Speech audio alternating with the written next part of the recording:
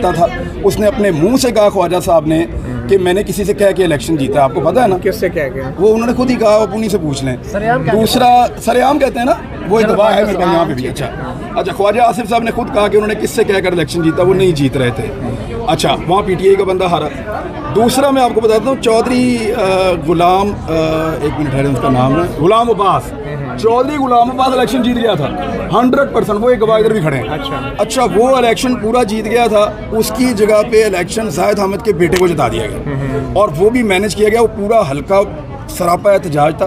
तो धांधली जो है वो ये नहीं है कि एक ही तरफ हुई है, ये लोग मैनेज करते हैं। बताएं, क्या फौज का और ISI का या खुफिया इदारों का आपके खिलाफ जो मुकदमात बन रहे हैं उसमें कोई हाथ है? अल्लाह ना करे हो। पता क्यों? मेरे ऊपर जो मुकदमात बन रहे हैं ना, उसमें एक मंशियात फरोश आदमी है, उसके ऊपर 16 मुकदमात है मंशियात फरोशी। साबित हुआ है कहीं?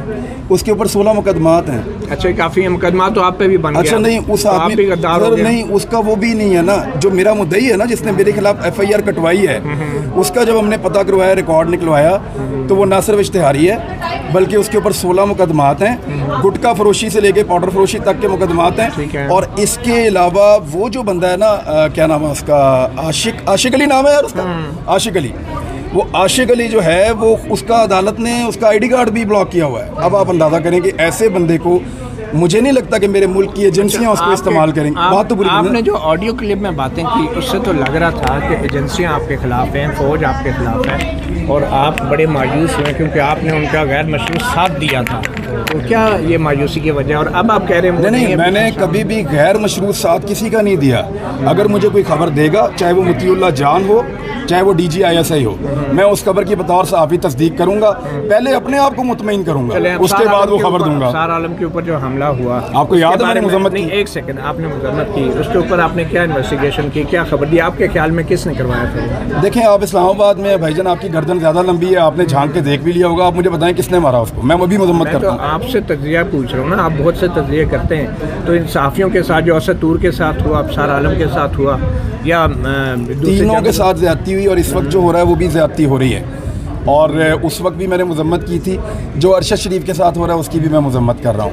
लेकिन जो सर, मैं मेरी बात सुनो, लेकिन जो नवाज शरीफ के साथ हुआ है सर, चले नवाज शरीफ के साथ आपका कोई ज़ाती झगड़ा है? नहीं सर, मुझे बहुत दुख है। अब मैं रात को उठ जाता हूँ। अफसार आलम की बात हम कर रहे हैं, सहाफ़ियों की। आपने एक ट्वीट की, अफसार आलम ने कहा था, अफसार आलम ने इंटरव्यू देते हुए कहा, अफसार आलम ने, मैं तो इन्वेस्टिगेशन एजेंसी नहीं हूँ, लेकिन अफसार आलम ने ये कहा था कि मैं अब सहाफ़ी नहीं हूँ, तो मैं उनकी बात पे बिलीव करता हूँ। सर इमरान साहब, आपने एक ट्वीट की पिछले दिनों के अदालतें जो है वो रात क्यों खुली? उस वक्त अगर अदालतें ना खुलती तो बार बार ना खोलनी पड़ती रात। आज आप उसी अदालत के बाहर खड़े हैं तो क्या कहेंगे आप? कायम है अपने मौक़िफ़ पे? सर बात ये अदालत के मामले पे मैं आपको बताऊँ, अगर अदालत कभी अल्लाह दित्ता के लिए रात को खुलेगी, मुझे बड़ी खुशी होगी। लेकिन अगर एक दिन आप रात को खोलेंगे और उसके बाद फिर आपको बार बार खोलनी पड़ेंगी, तो ये प्रेसिडेंट बन जाएगी। अदालतों में इंसाफ आम आदमी को मिलना चाहिए और मिलता हुआ नज़र आना चाहिए। आप लोग भी कभी कभी अदालती फ़ैसलों पे इख्तलाफ करते हैं और मैं बड़े मज़े से आप लोगों का भी इख्तलाफ सुनता हूँ और पढ़ता भी हूँ और उसको ऑनर करता हूँ, क्योंकि हर एक को अपना हक़ है। तो जहाँ पे मुझे लगता है किसी फ़ैसले के बाद या किसी अमल के बाद कि ये ठीक नहीं है, तो मैं करता हूँ। और जहाँ तक बात ये अदालत पे एतमाद होने का या ना होने का, फ़र्क इससे नहीं पड़ता कि मुझे अपनी अदलिया पे एतमाद है या नहीं। फ़र्क इससे पड़ता है कि क्या मेरे पास कोई और ऑप्शन है। आप मुझे बताएं, है कोई और ऑप्शन? अगर नहीं है तो फिर मैं तो यहीं पे आऊँगा ना। क्या आपको अगर आधी रात को कोई उठा के ले जाए तो आपके ख्याल में आधी रात को अदालत नहीं खुलनी चाहिए? रात को लोगों को आधी रात को उठाया, अदालत नहीं खुली। नहीं, अगर आपको ले जाए तो आप क्या? अगर मरियम नवाज का दरवाज़ा टूटेगा तो आर्मी चीफ ही फ़ोन करेंगे बिलावल को। डॉक्टर शीरी मज़ारी, अर्ज़ तो सुन लेना, अर्ज़ तो सुन लें। मरियम नवाज का दरवाज़ा टूटा, आर्मी चीफ को बिलावल को फ़ोन करना पड़ा और बंदे भी फारग हुए। और आपको पता है कि पूरी की पूरी PDM ने रोला डाल दिया। ऐसा हुआ था ना। अब मुझे आप ये बताएं कि कल नासरा जावेद इकबाल साहिबा बता रही हैं कि पुलिस का डाला मार के, इकलामा इकबाल की बहू है, उनका दरवाज़ा और उनका गेट तोड़ दिया। किसके लिए वो आए थे पुलिस वाले? आप देखें ना, पुलिस आई किसके लिए आई, किसके कंट्रोल में है? नहीं, किसके? वहाँ तो हमजा शहबाज है, गिरफ्तार करने आए थे वो नासरा। वहाँ तो हमजा शहबाज है ना। नहीं, वलीद इकबाल साहब तो वहाँ पे भी वो मरियम को गिरफ्तार करने तो नहीं आए थे। सियासतदान है ना वो वलीद इकबाल, तो वहाँ पे तो वो गिरफ्तार करने उसको तो नहीं आए थे, कैप्टन सफदर के लिए आए थे। लेकिन मुझे बताए ना कि ये चादर और चार दीवारी के तकद्दुस की बात हो रही है ना भाई।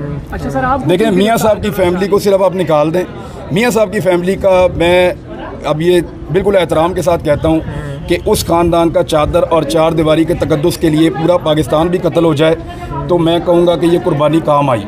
लेकिन आम आदमी को भी देखें कि उसका भी बेचारे का चादर और चार दीवारी का कोई तकद्दुस है। FIR जो कटी हैं उनमें एग्जैक्टली इल्ज़ाम क्या है, आपने कौन से अल्फाज से? आपको एक और बात बताऊं, हमजा शहबाज ने LDA के बंदे को बुलाया और उन्हें बुला के कहा कि इसका घर वगैरह चेक करो। उनको लगा कि सहाफ़ी जो है वो नक्शा वक्शा नहीं बनवाते, लापरवाह होते हैं, तो इसकी कोई गलती निकलेगी, घर गिराएंगे, तमाशा लगाएंगे। उन्होंने ड्रोन कैमरा भेजा मेरे घर के ऊपर हमजा के लोगों ने, और जिनको हमजा ने कहा उन्होंने पहला फ़ोन मुझे ही किया बाहर निकल के कि हम आपके साथ ये करने वाले हैं। मैंने कहा जी आप करें। उन्होंने सारी वेरिफिकेशन की और जाके हमजा को बताया कि उसका घर लीगल है, लेकिन इसके बावजूद वो गाड़ियाँ भेजी, मेरे घर की बाहर से फ़ोटोज़ बनवाई, वीडियोज़ बनवाई, ऊपर से ड्रोन भेजा। ये सारी शरारतें हमजा शहबाज ने। आपको एस्टैब्लिशमेंट बचा लेती थी, अब क्यों नहीं बचा रही आपको? एस्टैब्लिशमेंट अगर मुझे पहले बचा लेती तो बहुत सारी चीज़ें और बहुत सारे नुकसानात मेरे ना होते। ये खराबी कहाँ से हुई? मैं आपको बताता हूँ आपको लगता है आपको मुतील्ला भाई ये लगता है कि एस्टैब्लिशमेंट हमें बहुत प्रोटेक्ट करती है? हमें से मुराद हम सबको, आपको, मुझे, सबको बहुत प्रोटेक्ट करती है। आपको ये लगता है? भाईजान जितना नुकसान उस बीच में मैंने और मेरी फैमिली ने अपने बिज़नेस में और बाकी चीज़ों में उठाया है, जब आपको ये लगता था कि हमारे एस्टैब्लिशमेंट से बहुत अच्छे ताल्लुकात हैं, मैं किसी वक्त आपको बताऊंगा तो आप वाकई हैरान हो जाएंगे। तो क्या किस वजह से आपके पीछे FIR कर दिया? FIR नहीं, पॉलिटिकल लोग कर रहे थे। अल्फाज क्या है वो कह रहे हैं जी उनको लगता है कि मैं गद्दार हूँ, जो जिसने FIR कटवाई है उसको लगता है मैं गद्दार हूँ। तो जिन साथियों को पहले गद्दार कहा जाता था, आपके ख्याल में वो गद्दार हैं? देखिए मैं आपको एक दो चीज़ें तो क्लियर कर दूँ। स्टेट के खिलाफ कोई इंडियन पॉलिसी तो मैंने कोई अडॉप्ट की नहीं है, ना मैं कभी इंडियन पॉलिसी के हक़ में जाता हूँ, ना कभी मैं ये कहता हूँ कि PTM की पॉलिसी को मैं अडॉप्ट कर रहा हूँ, जो दहशत गर्दी है उसके पीछे वर्दी है। इन चीज़ों को मैं कभी नहीं कहता और ना कभी इनको इंडोर्स करता हूँ। मैं कभी भी इंडिया के बयानिए पे या इस तरह के बयानिए पे मैं कभी नहीं गया। जो इस पे जाते हैं मुझे दुख होता है और मैं ये कहता हूँ कि वो रियासत के साथ अच्छा नहीं। कोई सहाफ़ी ऐसा है? जो भी सहाफ़ी जाते हैं मुझे दुख होता है। अफसार आलम गद्दार है? अफसार आलम सहाफ़ी नहीं है। नहीं, गद्दार है या नहीं ये बताएं। अफसार आलम सहाफ़ी नहीं है। तो जो सहाफ़ी नहीं होता इंसान नहीं होते, अफसार आलम गद्दार है? नहीं, अफसार आलम एक अच्छा इंसान है। मैं उसके बारे में, या मुहिब वतन है, ये बताएं। अफसार आलम ना मैं गद्दारी का सर्टिफिकेट दे सकता हूँ हामिद मीर की तरह, और ना मैं मुहिब वतन होने का सर्टिफिकेट दे सकता हूँ। आपके ख्याल में वो मुहिब वतन नहीं है? हामिद मीर की तरह मैं सर्टिफिकेट नहीं दे सकता। नहीं, फिर भी आपके ख्याल थोड़ी मौजूदा सूरत हाल हामिद मीर मुनाफिक है। थोड़ी मौजूदा सूरत हाल, क्या मौजूदा सूरत हाल मैं उनको नहीं जानता, मैं उनसे मिला नहीं कभी। गिरफ्तारियां